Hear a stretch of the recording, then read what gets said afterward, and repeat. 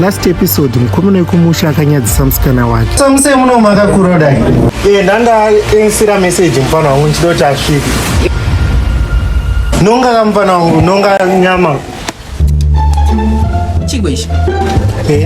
Kwanzi machanonzi machakwe na mino zvakati. Machi? Burgers and tacos. Babu gona machakwe achanonaka ufe. A dish or something. I want to buy airtime. I need to call someone. You don't think I eat it? You don't perekeza. Pachako. Sara wakagara. Mire mfana wangu anofana umbodika shaya.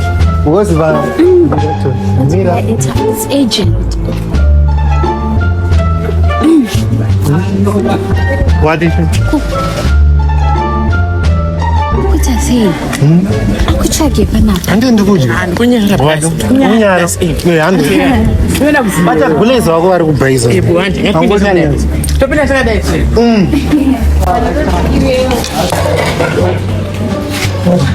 Kalapa mfana wangu. Uapa. Ya ayo chika.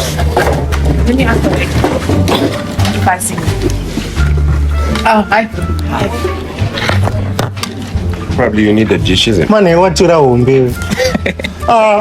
Ya pira dare. Talk to the right. Ana anokaro yachapa pana. Fana ngakuita zvokukambora ndobva namudzinga kuti achidzokera kumba. Ndopakabva papirira sarungano.